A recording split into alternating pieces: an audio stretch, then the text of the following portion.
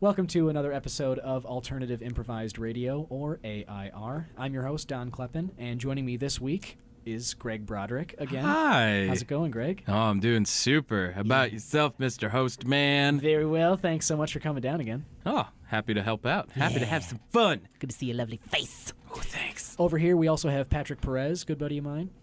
Hi. How's it going, dude? That's good. How are you doing? I'm excellent. Thanks for coming back. Glad to see you again. Glad to be back. Yeah. How's it been? How have you been? You've been gallivanting around. You don't want to know. I'm writing memoirs about it as we speak, though. I look forward to reading them. And sitting to Pat's right, our final guest is Joseph Room. What's up, Joe? How are you, Don? I'm doing great. Thanks for coming in again. Oh, thanks for having me, my friend. Three of you guys ready to get started again? I'm always ready. I think so. I was born ready for this. Yeah. I know so. Yeah, we're all going to get this stuff going. Going to rifle through some topics right now.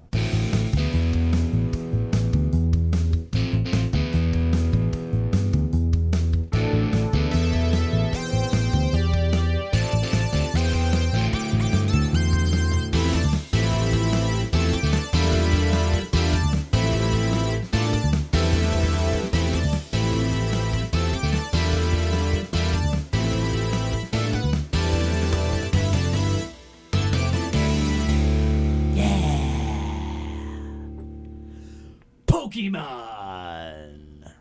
Pikachu. Yeah, it's our first topic. Pokemon. Yeah, it is the first topic. It certainly I feel is. like we are of the generation. We got to see the birth of this shit. Mm-hmm. Because this thing, it's still going on strong. I want to say 94. Yeah, 94. 94 was probably the first year for Pokemon, and that was the red and blue. And then we got, of course, yellow. But there's been so many. There's Mega Evolutions. And They're there's like crazy. 650. You can go to McDonald's right now and get a secret Pokemon right now. No kidding. I can Yeah, get a they're- Pokemon. You a can real if you Pokemon. well, not a real one. I There's wish it no was fuck it real. then. unfortunately. It's like all those dumbass, like, would you rather this or this websites. It's like, Pokemon are real, but real animals are dead. Well, the Pokemon are the real I animals. guess, that's yeah. right. You're That's just amazing. trading. What are you talking about? Yeah. And now- if I can and now control you- those and now, train like, them. eating is like an actual, like, it's an actual like Tauros battle meat. right. Like, it's how you become a man. When you kill a Tauros with your bare hands and have a Tauros steak, Chancy you omelet? consider yourself a trainer. A Dragonite omelet. That's what I'm talking about. you know? Dang. This is actually in the show now. Yes. Absolutely. Absolutely. Cannibalism. That's how you got to No, do they- it. Pikachu they've is bas- leading they've- the resistance. Ash has become supreme overlord of Kanto and Johto. Misty and Brock are leading the resistance from Unova. Nurse Joy is a some crack green-headed addict. kid and a bunch of Nurse Jennies and Nurse Joys are. Officer The Jenny. Nurse Joy and the Officer Jenny squadrons have been sent across the world on hot espionage missions against the evil Team Rocket, who has now become a Ooh. conglomerate. Of course. Team Rocket was So I always going to gotta- expand. I have a joke for you. Yeah. This is how Brock sees you. I mean, this is how you see Brock. This is how Brock sees you. What do you... On radio, an entirely and visual joke anyway. audio-wise, It's a great he joke. squeezed Well, it his wasn't even eyes. that good. I thought it was good. Thank you. I thought it was good. I'm not It going makes to no defend sense that, audio-wise because in You're right, it description, doesn't. all right, we got to do But- this like a basketball Well, game. plus you said- and you said now it he wrong. I starts messed it up. You're squeezing right. I his just- eyes ever the so delivery, gently. it was all off. It was all wrong. Negative points. Okay, all right, fine. As Moving long on as to Double Jeopardy. we've established that, we Right. all can agree on it. We I can just all moved agree past that it. the next Pokemon version is going to be called Brock's Squinted Eyes version. Oh, yeah, I mean, Brock they need to bring Squinty. him back. He was the reason I watched that show. He was such a perv, like but he was Ash, so funny. Ash sucks. Ash Sucks. Is He does suck. clueless. He's such He's a so corny dumb. little Giant hero. Alex He's Zam dull. goes Alakazam, and he's like, "Oh, is that Kadabra? No, you meatball." You idiot! What's Ash's flaw anyway? That he loves Pokemon the fact too that he much? can't age, that he he's not doesn't any age. good, and he gets Yeah. rid of all of his good Pokemon. He does get rid of all his good Pokemon, doesn't Like he? keeps all that of his shitty good ones. Pikachu around, and that's it. Fuck the Pikachu. He doesn't even evolve it. He's just No. like, it's my best friend. He likes being this way. I'm like, yeah, well, you got this pussy-ass Pikachu compared to that He's dude's your, like big-ass he's your fucking master. Raichu. Your Pikachu's the trainer. His He's the one wearing the Charizard's pants of pretty this big thing. Badass, though. When Charizard gives See, him every now and attitude. again, they'll does, try and yeah. bring Charizard back. They tried to do it, I guess it was like the last season.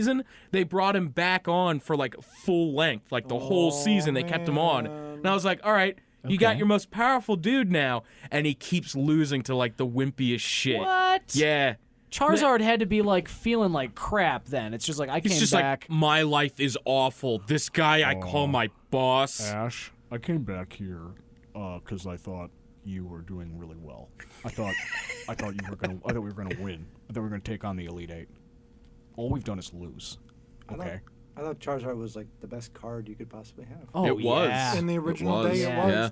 The Not only anymore. card that he had the most life, which doesn't make any sense, and he also did the most damage, which again also didn't make a whole lot of sense. Yeah, Charizard was the beefy. He was definitely great. I always any of the big three. Of the very first 3 starters, let's talk Charmander, Bulbasaur, Squirtle. Let's go around. What were you?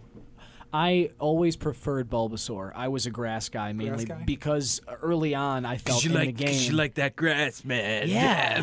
I love it. Grass is my favorite, man. But also because like you'd fit grass early on. It was also great against Brock and Misty. Grazing, Yeah. exactly, and Brock and Misty being the first 2 gym trainers is very helpful. And you don't Surge really doesn't face do any many. damage to you either. You're You grass. don't really Lightning face doesn't many do- fire Pokemon either early on, so your grass type is not like exploited at all. So I kind of went in the direction of Bulbasaur, but I mean obviously I tried him with all of them Sure. because any one of those 3 is great. If Bulbasaur, you would say if I would offer you a choice. Bulbasaur is who I'd What's pick. yourself?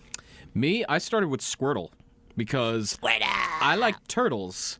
And he's a beefcake. He can take the hits. Yep. And he doesn't really get any threats until the 3rd gym. And by that point, You you have a already ground have type, yeah. yeah, maybe You a have rock dudes that can type, kick. yeah. You can kick Electric's ass.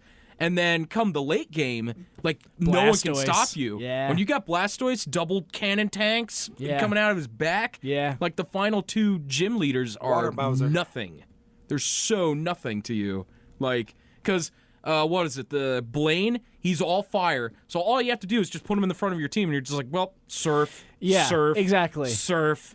It's over boring. Or Hydro exactly, Pump. almost. Yeah. Hydro Pump, Bubble Beam, another Beam. classic water attack. Gotta love that stuff. Water gun. Yeah.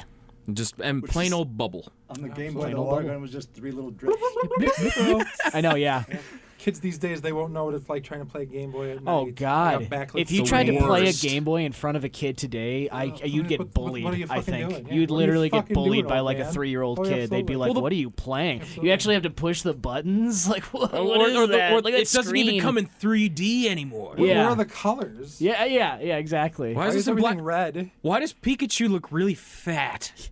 Exactly. Like The he's original obese. sprites. The original sprites are terrible. Yeah. They are. They are so bad. That's why they redid all of them for yellow because they're Oh, like, yeah. oh yeah, these are terrible.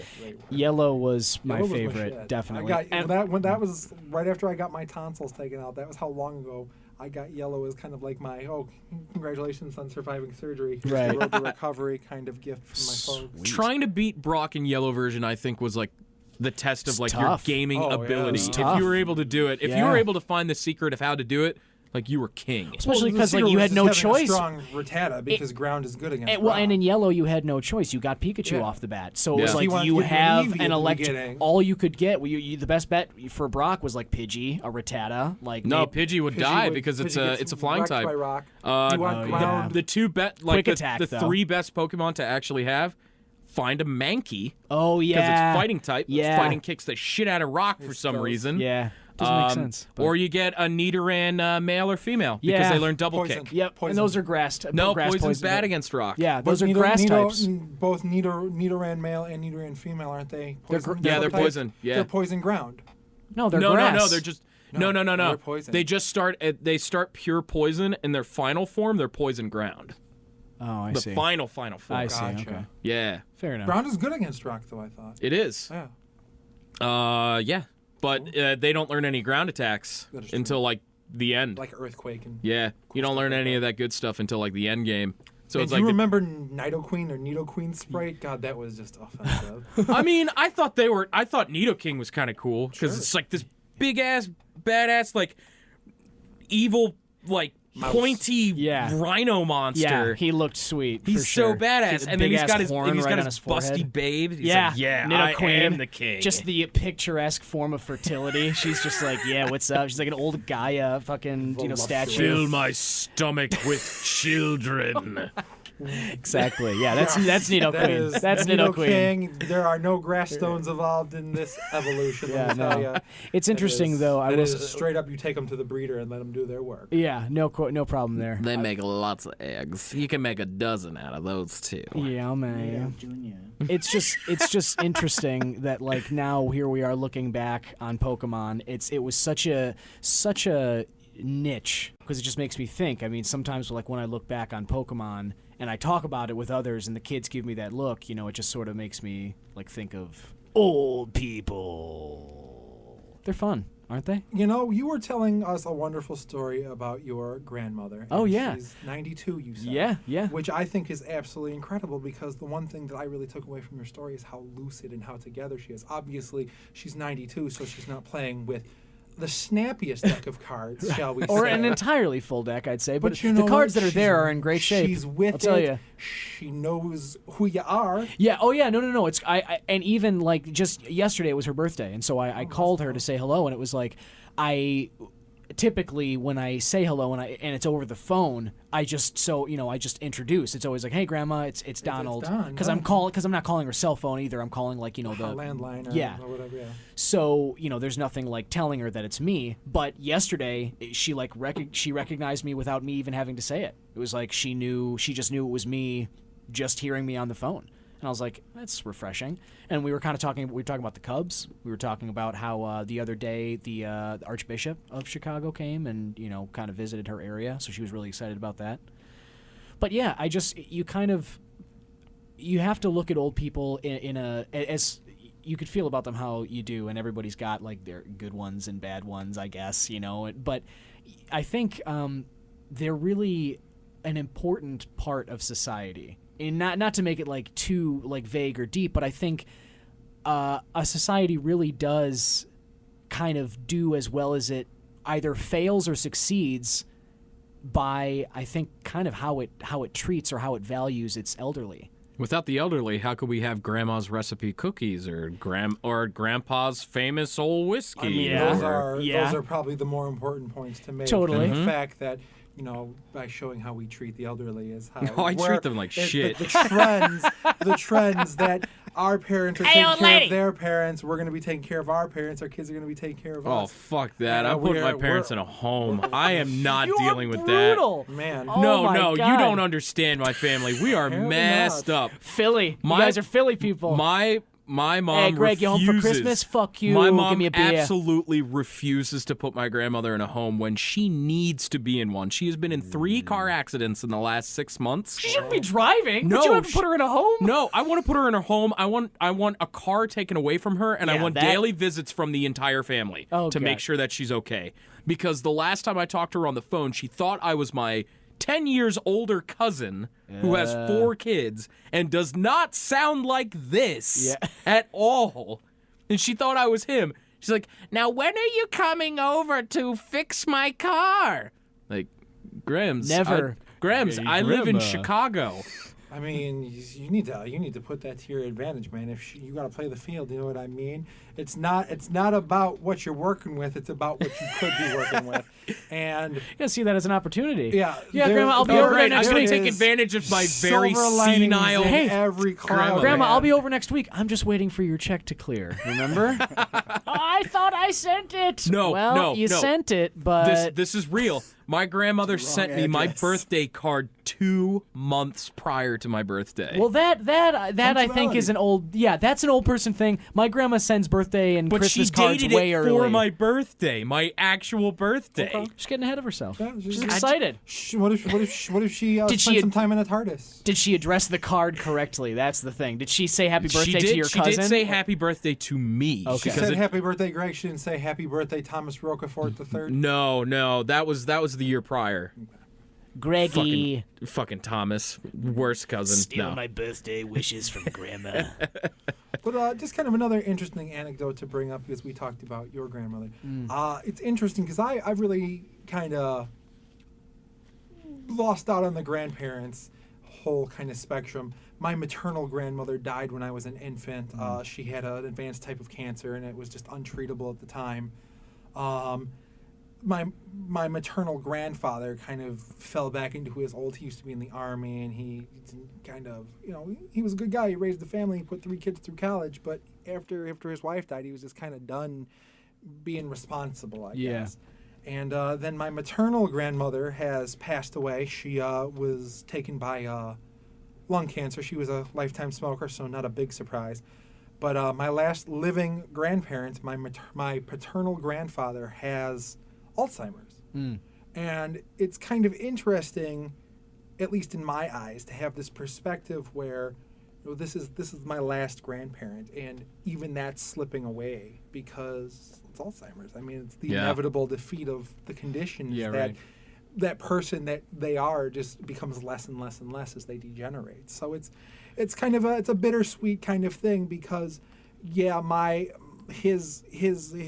his children, my dad, his brother and his sister do take care of him. He is in an assisted living facility, but he does still have a lot of freedoms. We visit him all the time, all that. But, it's just one of those things that eventually he's going to really start to fade away. He's good right now, God bless, and hopefully he'll stay that way, but it's just the inevitable march of time. Yeah. I was going to say, I think that's the thing about what I think is just a precious element of our relationships with the elderly that I think a lot of the time can get overlooked because, as we were just talking about, when the burden of caring for them, it's different. When you're caring for kids, they're fresh and new, and it's like, okay, you're helping them teaching learn, you're helping them experience what life is going on. Right. With taking care of someone who's elderly, it's more like a degeneration. It's a regression. It's like, they used to be independent. They were an adult. They raised you. It's kind of hard to watch a grandparent slowly lose the ability to, because that's what's happening with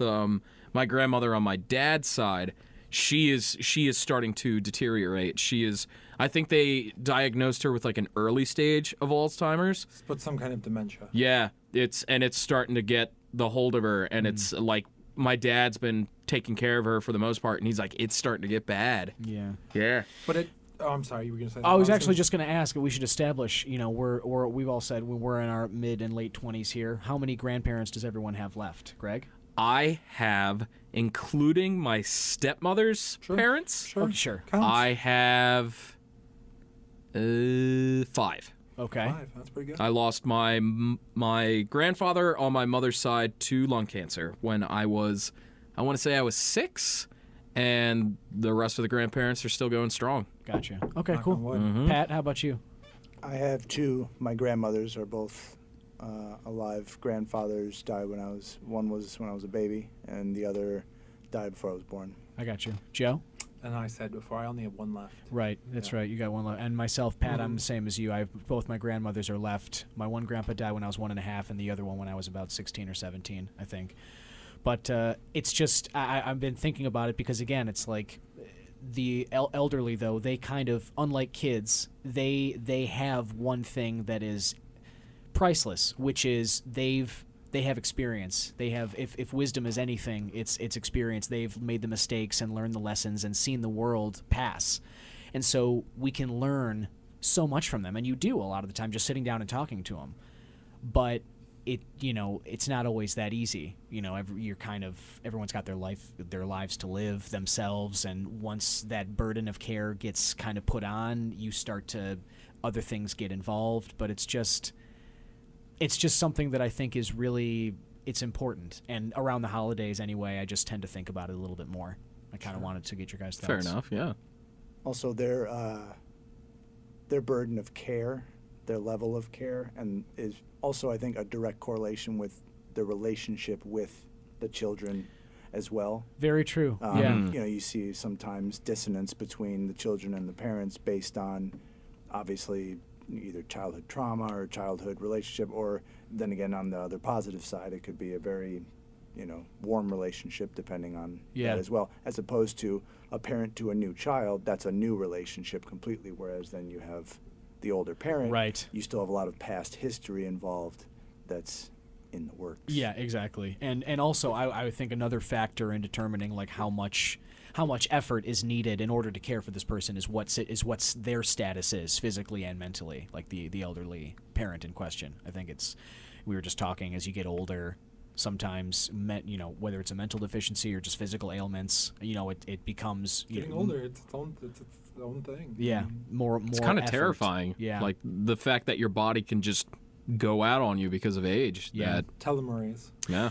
Though I will say, kind of on this topic, is that I'm very excited anyway, because I think that just we're in an age technologically where, as crazy as it might sound, we're going to be robots. Well, we could very well be the first generation to where, like, by the time we're getting elderly, by the time we get up in age, we might actually be able as a species to, like, conquer that or to do something about it, so that we don't age the same way as our parents did, or we might be able. It'll just be different whether we can manipulate our genes or start, turn them off, turn the aging process off, or just slow it down. But there's a lot of different possibilities that people have spoken of in terms of conquering just around the age. corner. I mean, yeah. Think about what we've accomplished since 2000. Yeah. Think what we're going to accomplish by the time we hit 2030. And, I mean, we're talking about, like, space tourism. We're talking about self-driving cars. Both SpaceX, Elon Musk, and the other one I forget, but it's the Good Shepherd is the one who did the successful re-entry.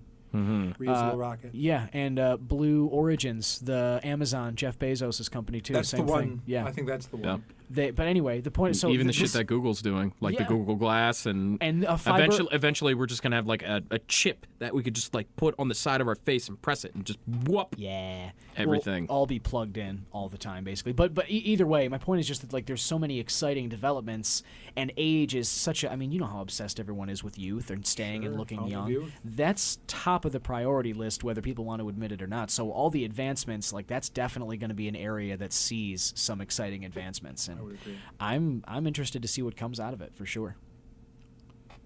Friday night. What, you mean like tonight? Yeah, it's Friday. Friday. Shut up! Just shut up! Rebecca Black in the studio. Cheers. I've got this good song I'd like to sing for everybody, for everyone who's going out tonight. 'Cause it's Friday, every fucking Friday, selling my body to elder teachers who like me. I show them the goods. Thanks, Rebecca. That's quite That enough. is quite enough of that. I mean that. How very inappropriate.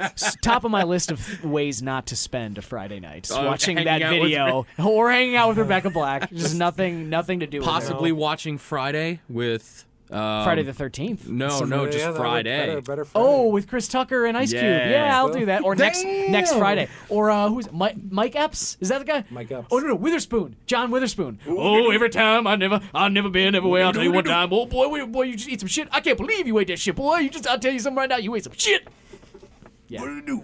That guy's my favorite. What would you do? The fast talking old black guy. Like you can't beat that guy as a absolutely character. can't. Sitting I in love the him. fucking bathroom, and he's just like, "Boy, come in here." Yeah. He's just taking the massive shit. Yeah, he's literally like just poisoning himself with how bad it smells. He's in there, he's just like almost knocked out. Oh, it's so funny.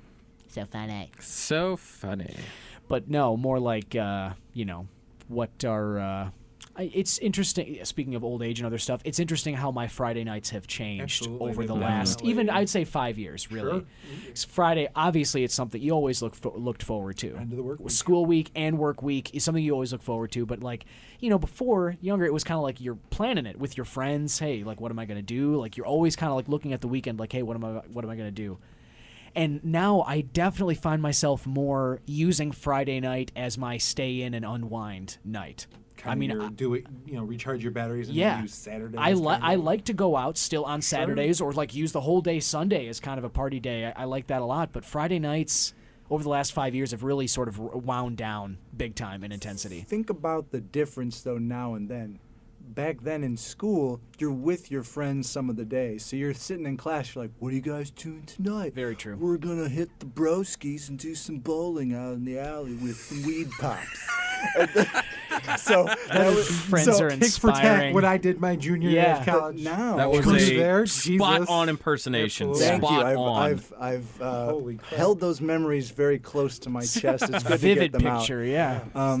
But now It was like a pop-up book. we spend all day with people we're either somewhat close to, kind of close to, very close to, but Acquaintances it's more. different. Some people it's not very close to. Your friends are on the other side of the city, whatever. You'd like, we'll take the day off. We'll get together on Saturday. Then we'll hit the weed pops. Yeah, sure. Dang. I hold a job now, so Friday's not going to work, but Saturday I we am can a- get stoned all day. I am adulting as best as I can, but for this situation, I'm going to need to find an adultier adult who is better at adulting than I am. Dang. Dang. Friday's my How many clean my taint with a toothbrush day. Oh, it would be. I mean, I really like Isn't to it- floss it up isn't just to give it that minty freshness get that that all the foam. youngins Gotta- are talking you're about. not doing How's it the right anus unless looking you- back there today, Tommy? Especially brown. Oh, good, because I'll tell you, we got a storm system moving back that is not going to be pretty. Get your umbrella ready. Chocolate rain. Some Feel stay the dry pain. and others feel the pain. I ate your chocolate squirrel. Good God. Ron, I ate your chocolate. That's what it was, Ron. You are disgusting. But yeah, just kind of strange. I'm like, I agree. And Where did that enthusiasm for specifically Friday night go? Like I said, the weekend it's still there, but for some reason it's like Friday night used to be like this good idea, like a magical a point of that I wanted to possibility. get to. It depends on whoever's work schedule it is. Like Sure. me, like my weekend is like a Wednesday and a Thursday. Like I usually work like double shifts on Fridays now, so it's like this is the first Friday I've had off in probably like 2 months, Yeah. 2-3 months. That's a good like point. it's super rare for it to happen, but when it does, I'm like, yes. I'm not gonna probably do anything Yeah. because I have shit to do on Saturday. I guess maybe it does have to, like the 9 to 5ers, the ones with a typical week, 9 to 5 schedule. Sure. They're probably still amped about their Friday nights. Yeah. Well, Possibly. I mean, That's what I have now. 9 But to 5. I mean, You sometimes I'll lucky make. son of a Yeah, bitch. it's not- Sometimes, it well, sounds it's 8 nice. to 4 actually. Oh, Sometimes I'll make okay. plans, but even on some Friday nights, if I don't have plans, I'm not gonna specifically go to a bar by myself. I'm just gonna No. go home and probably. Yeah. out or something. Yeah, exactly. It's just weird. It's like I'm only going out if I get pulled out. You know what I mean? As if Yeah. if a friend or somebody's saying like, "Oh yeah, like this is happening on a Friday night." Otherwise, whether I work in the morning or not, even it's kind of like Friday night I will spend in. I will play Fallout. I'll do whatever, but it's gonna be me on my It's couch. shower night. Yeah, shower beer. to night. kind of put a Golden shower night. interesting spin shower beers. Interesting spin Shower on that. beers. I don't necessarily like the term introvert and extrovert because I feel like people give them the wrong definitions. If you were to ask me, being an introvert means you get your energy. What makes you comfortable Right. is, are you with people or are you alone? And I think that as we've aged, we've kind of definitely come to appreciate alone time for what it is. You can be your own person. There's no demands. It's you. And it's not so much a social shift. Rather, it's a personal importance shift. Yeah. A matter It's of a give love to well-being. yourself yes, day. a matter of well-being. Treat yourself. Treat yourself. That is a really good point. You better treat yourself. But that's actually a good point, Joe. I will say that the introvert-extrovert debate, where do you draw your energy from? And I was talking with another friend of mine who's it was just interesting because I know that when I was younger, I could definitely say I was pure extrovert. Sure. Like I didn't want, I had a big family and I always wanted to be hanging out with people, whether it was my friends or family. I really didn't enjoy alone You can't time. circle jerk unless you have other people Without a involved in circle. your circle. you know? Exactly. I That's mean, how it well, works. now that we have Skype and Google Chat, we Yeah. can do that. Yeah, but exactly. but But back in animals will be the 1995, Yeah, it wasn't- I was stuck alone with a bicycle, just Yeah. making circles in my driveway because Pretty my much. mom didn't let me leave the house. Oh, jeez. But and Pat just goes, and there's the cringe factor. Sorry. one. That's his introvert 101. Yes, on a yes. scale of 1 to 10, you're Circles in your- it's about a In Gary your Busey driveway. Yeah. on the scale of cringe. My name is Gary Busey, and I'll make circles in my driveway. Let's that little turtle. Let's feed it some lettuce. Yeah. But it's just so I was like pure extrovert. Now I definitely find myself, especially some days, just leaning way more towards the introvert side, like actively choosing to not go to a group event or choosing not to hang out with people in favor of alone time. It's almost as if when you're in high school or when you're young, you have social beer goggles where you're just Kinda. like, I don't care what you're like, let's hang out. Just be Yeah. with me. But then as soon as you hit to a lot college, of people. Yeah. like as soon as Normally you now, graduate we're high probably school not and as soon as you hit like college or something, it's like you got to find a clicker. You're going to be by yourself. Pretty much. Yeah. Right, but that's even in college, I mean, depending on the size of school you go to, when you go to a school that has 10,000 people, you're gonna meet a bunch of people. You're gonna find a few of them that you're gonna hang out with, and that's it. You're not gonna know every single Yep. goddamn motherfucker between Oh, here yeah. and the commons. Because like it's weird. Like I would consider myself like the fine balance between introvert and extrovert. Because like when I was really young, my mom didn't like me leaving the house because it's like, oh, I grew up in Philly. I grew up in bad neighborhoods. But then when we moved to the burbs, my mom still had that mentality of like, nah, you shouldn't go out. It's dangerous. You shouldn't do that. And it wasn't until maybe my 7th grade year in middle school when she's like, you can start going out now. And I was out every night. Yeah. Like nothing could stop me. I'd find something to do. I'd even leave the house by myself to find people and just be like, Something. what up? Rousing some Just rabble. something. Yeah. Just something. Kicking some Just- neighborhood rocks, Just you know? like I'm coated in testosterone and just whoa. I gotta You're storing move. it up. Mommy, All let those me years out. in the- All those these years in a years that I circle. exploded. Totally. The perseverance. Yeah. potential energy Exactly. that was building then, in that like, circle yep. of driveway. So I let was huge. all Turned that it energy kinetic burn now. out until maybe like my sophomore or junior year of college, and I was like, maybe I should sit down for a little bit and actually do some Okay. schoolwork because I am not doing well right now. Yeah. Yeah, it's just interesting too, and yeah, thinking about the where you draw your energy from and what you're, And I think that's way more important again to the whole, because I feel like having social standards and requirements and such as it's kind of one of those things that comes with Friday night, and you'll see it. You go to a bar right now in the city, you're going to see there's different social things happening. The pretty girls, the douchebaggy guys, the normies, the hipsters. You're going to see those social constructs, and those don't necessarily have anything to do with introvertism and extrovertism, because those people are all there. That you could all call them extroverts because they're at the bar, but I guarantee you more than half those people are introverts. Well, I was Yeah. gonna say, yeah, you can't, again, you can't like look at like the bar and like just in a quick sweeping like glance be like, okay, like everybody here is obviously an extrovert. Like you can't, because I will it say could that be, the guy that pulls out the book and starts reading that at a pub, that's the introvert. that's the douche. That's the guy where it's like, He brings read the it home, typewriter man. to the park You're, instead of his you're- iPad. you are occupying a seat. He's treating the pub like it's a fucking Starbucks. He's Kind of, He's yeah. working on his novel. My script. But memoirs. from my go-go. I'm pulling some lines from the local youth. This I is had a gonna really Friday night off. I decided to get back to my story. poetry recital. Yeah, I know. That's but what I mean to say is that like on any given night, an introvert can still choose to go out. Sure. You know what I mean? So And it's an like if you were extrovert can looking choose to stay in. Yeah, exactly. But one thing I will say, and I think one of the things that I've started to think about more and appreciate more about alone time is that whether you're a creative person or whether you have a hobby or a talent that you're trying to refine or like make better, that requires solitude. Talent is breeds in solitude. That is something that you can't do. Collaboration, as amazing as it is, you can't learn or grow as much in a group. You need alone time in order to sort of figure out how you feel, what you think, sort of let your art come through you, whatever that is. Balance. Yeah, exactly. Balance it too. comedy. Clearly, what we're doing. Yeah, That was- There's absolutely. days I feel really like- don't think I'm funny.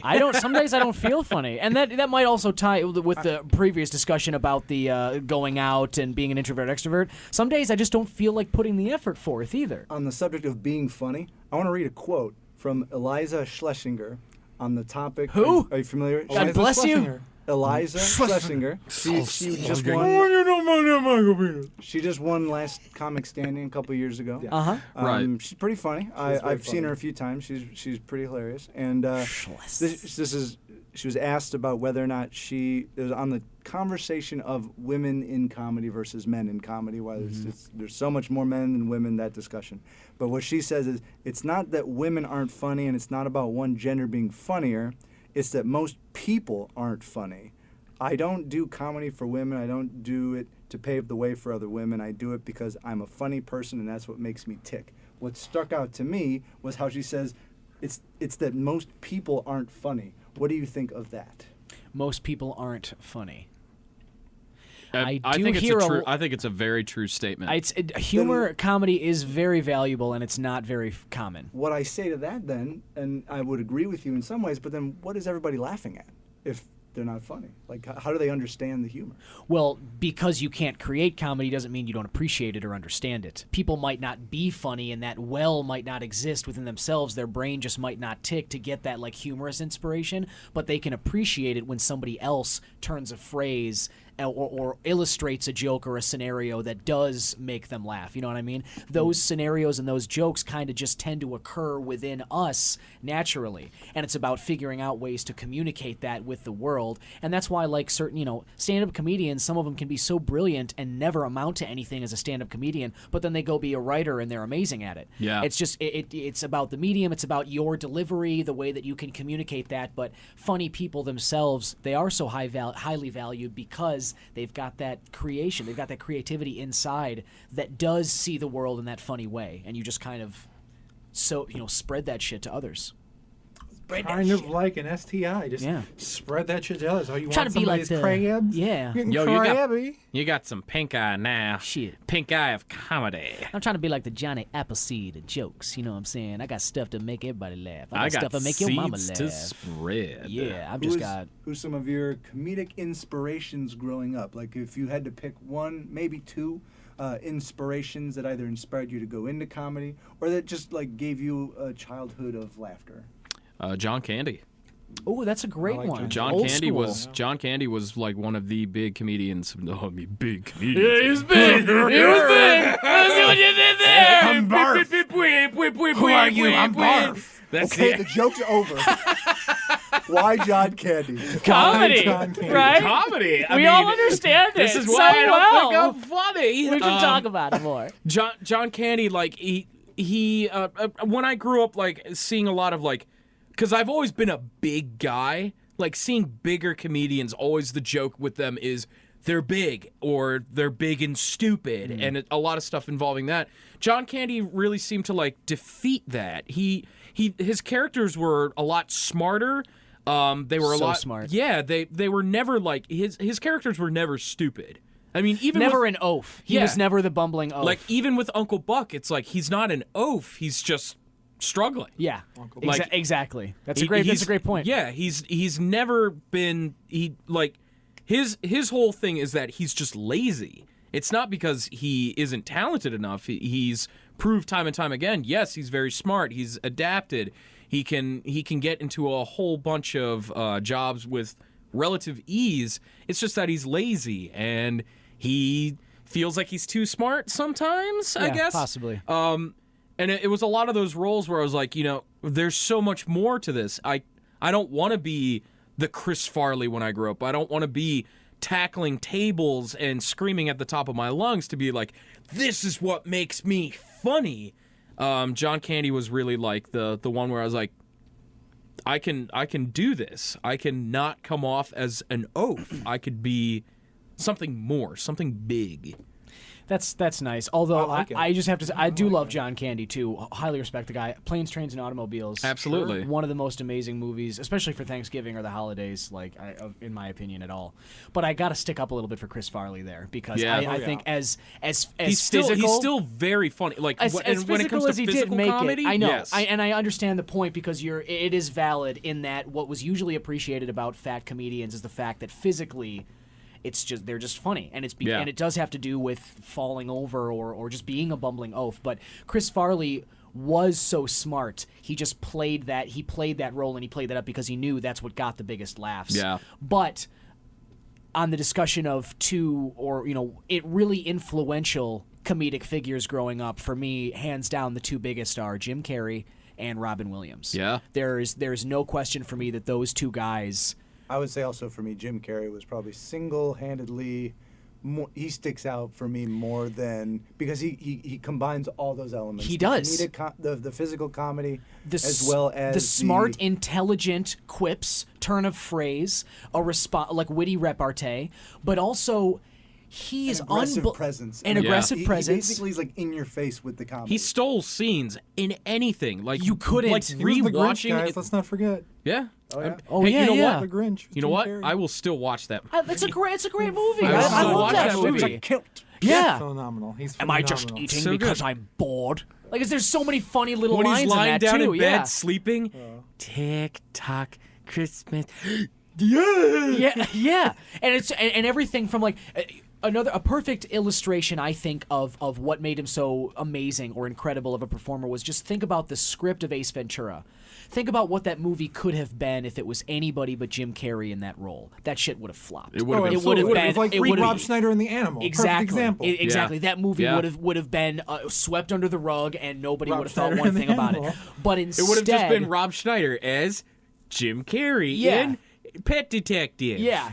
But Jim Carrey, like you think about him doing that, just like any of the other ones too. The Mask, Liar Liar, the combination of him and Jeff Daniels and Dumb and Dumber.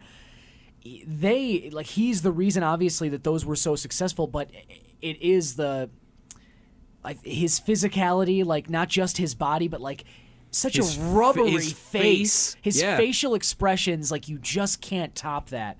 A simple grunt and like a facial expression from him, not a line, not anything, nothing spoken, but he could make it stick out in your head for years afterwards just from a face he made.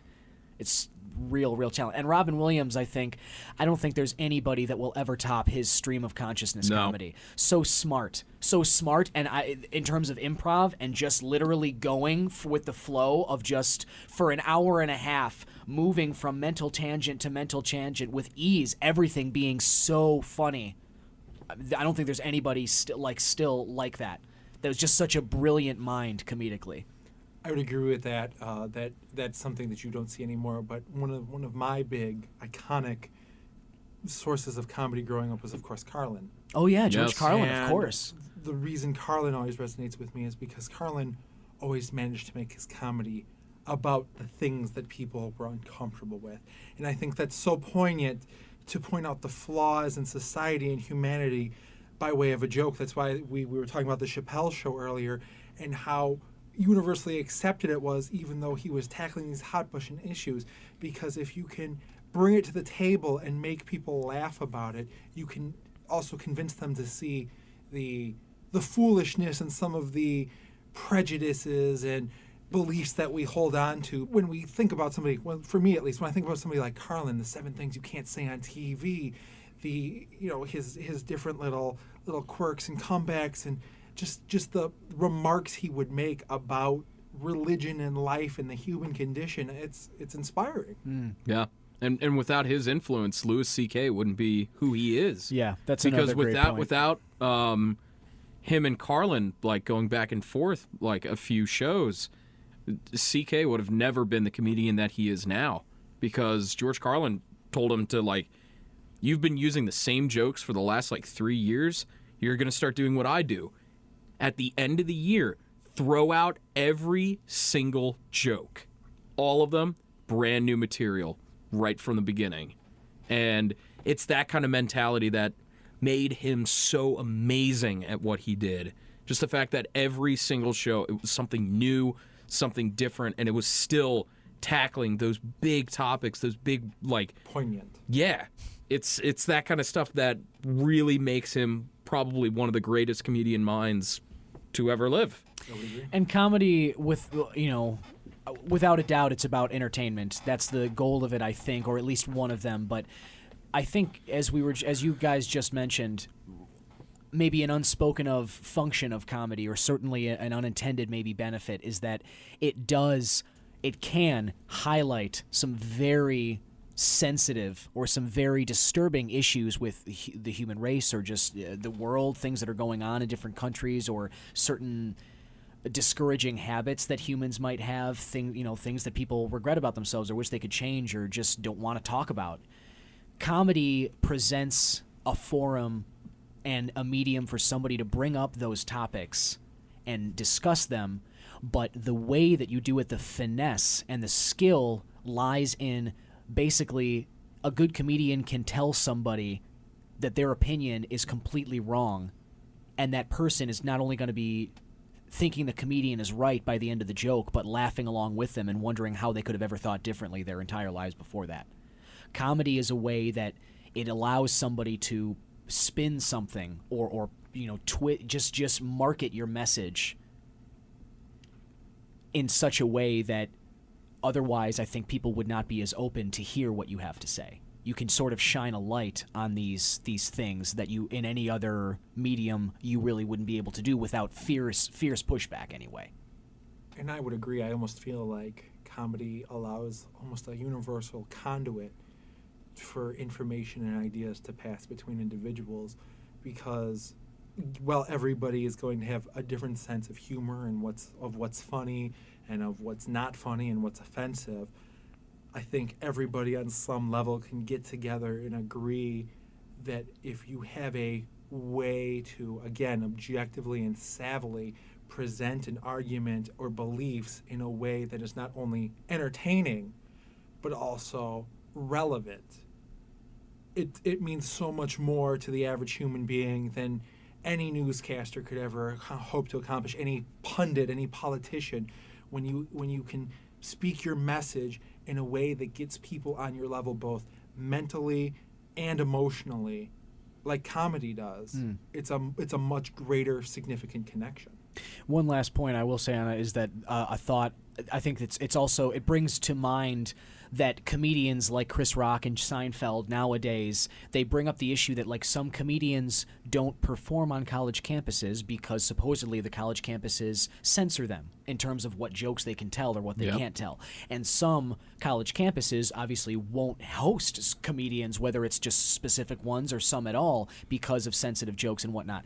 And I think the points that Seinfeld and Chris Rock bring up are that it is so important for comedians to push the envelope, to be able to talk about things that other people aren't going to talk about, to be seemingly insensitive, to blast that stuff out of there, because political correctness, being neighborly and nice and just sort of vanilla, that is not comedy, and that's not what it's for. At least according to, again, like Seinfeld and Chris Rock and those guys, because in their minds, it is one of the functions of a comedian to bring up these unspoken issues of society and you tell jokes about them, but in telling those jokes, you are bringing those issues to light. You're putting them at the forefront of people's minds, and then the ball gets rolling or whatever. There's a great quote that says, reality has a way of catching up with satire.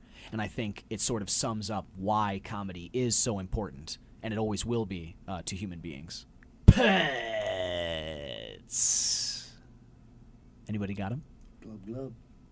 Any pets? I currently don't, but I definitely have aspirations. I would definitely, at some point, a dog or cats. I think either one are pretty sweet. I don't know if I'd have both at the same time, but a dog, cat. Have you guys ever had pets? Sure. Yes. My dog, we had to put her down earlier this year, so Oh man. kind of in that like weird stage of like not wanting a pet at the moment, but at the Yeah. same time like maybe I should get a pet. I kind of want another dog. Yeah. I want a dog.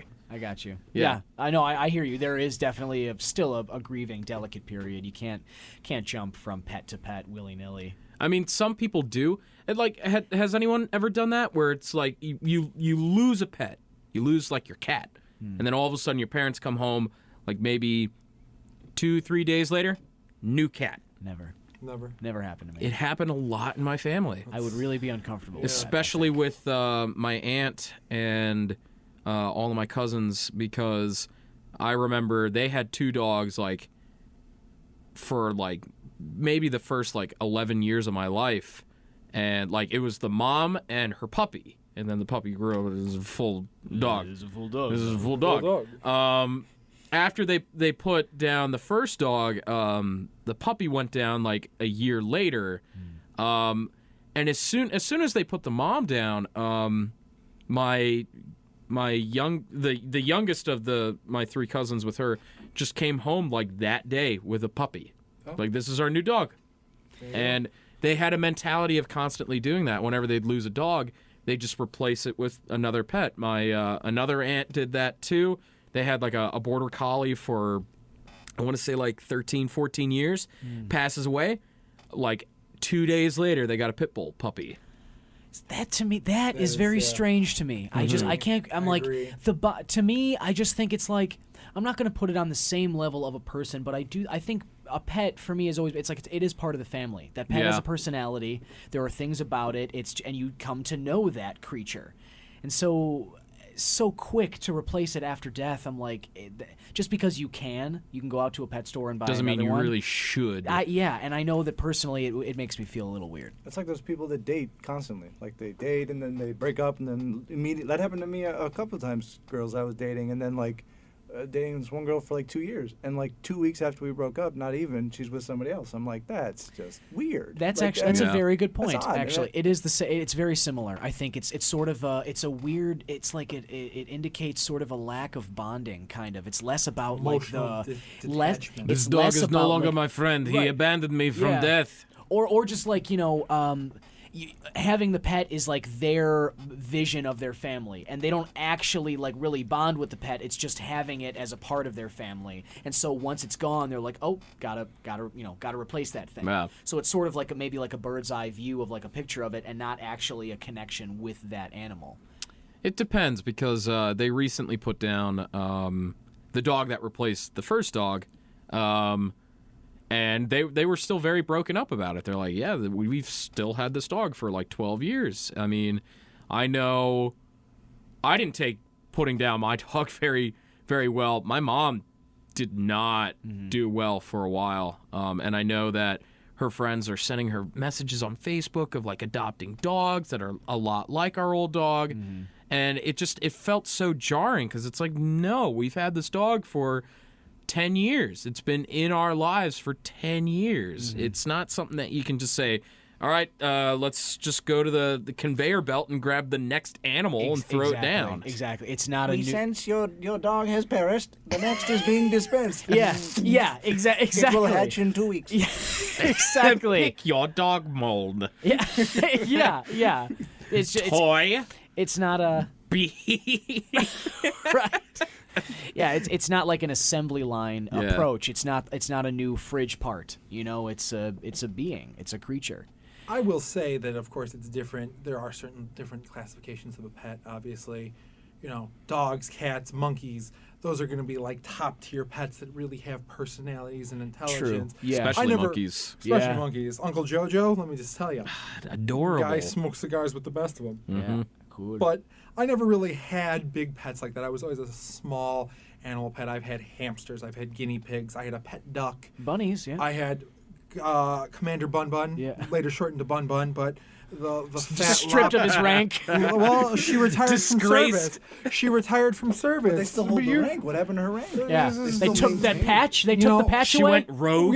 She was I guess one rogue time when my mother Russian took her to the Bun vet, she didn't tell her the full name. It was Commander Bun Bun was the name of that rabbit. I got you. But, we had her for like 6.5 years, and she was, she wasn't like a dog or a cat in that sense, but she was definitely a part of me. And it was even when she bit the dust and died of type 2 rabbit diabetes because she was ungodly obese. Just Wow. No, It's a absolutely real true. winner. Absolutely true. This rabbit was a mini lop. Should have been this. To show you, I know I'm using visual, but about half a foot long, full grown. She weighed like 11.5 pounds. She was massive. Jeez. Massive rabbit. That's She had a big old sweet bunny. tooth and she liked drinking soda. That is a true story. True story. Like Nutter, drinking she got soda. that nutter butter Yeah. and The Diet soda Coke. savant Exactly. over here. Nutter butters and Diet Bun Coke. Bun had a crazy addiction to Dunkaroos. Yeah. It was, So it was the weirdest thing. You just wouldn't believe it. the icing mustaches on her were. I'm just picturing you like handing the straw over to her tiny little she like had her rabbit own little mouth, dish, and like I'm just saying. you'd fill it with Mountain Dew. Absolutely. You would feed that addiction. Yes. Oh my Come god. on, Bun Bun. Yes. We've got some Halo to play. Get up on your gamer. Hell yeah. You are. How many times You're did she watch us dozing. play Rock Band Right. and watch us play poker? She was always there in the You're a basement. little drowsy, Bun Bun. It's like, why don't you take a hit of this Mountain Dew, you little shit? Get up It was on my great, level. Great, but even to kind of solidify your point, even I remember Bud Bud too. yeah. But even an animal not as sentient as a cat or a dog, it wasn't like I could go out and get a new rabbit the day Bun Bun died. It was I was broken up, man. This rabbit was my homie. Exactly. I think Drink soda with this kid. Right, exactly. Did you we pour shared out stories. a cap full of Mountain Dew after More she than a passed cap. it? Just Yeah, absolutely. Yeah. A cold one, absolutely. One for Straight me from the and freezer. one for my homie Bun. one for Bun Bun. One for Bun Bun. I was going to say, you know, We buried I her think- body in the yard somewhere. nice. I think, you know, we're all Background's a graveyard. we're all on the same page that like in that we were just saying like we bond with our pets and we take some time and grieve over them and whatnot, but everybody does grieve differently. So being the case, it's like with pets, hey, if it makes somebody feel better to go out and get one the next day, you know, fine. Do whatever makes you happy. But for me personally, like I said, with dogs, cats, with those type of pets, if I've got one, and it's it's an investment when you do. Like I've been thinking about like what dog I am going to eventually get, you know, by myself when I do move into my own place and stuff. And I know my first one's definitely going to be a husky. Like I'm looking forward to it. You're a husky guy. Huh? Yeah, I'm looking forward to it. That's awesome. But it's just one of those things where I know though too. It's like when I do get a dog and it dies, I'm not going to run out and get one the next week. It'll be a while before I looked for it again, just because it's like it just doesn't feel Yeah. right. Yeah, makes sense to me. Condition. Yeah. My only pet, long-term pet, was a goldfish that I got from 6th grade.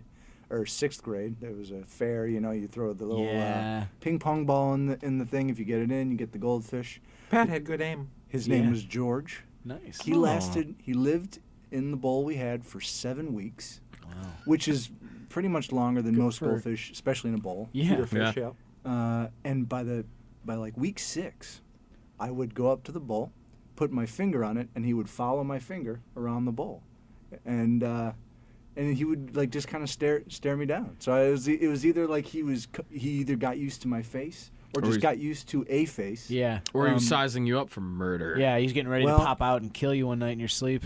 That.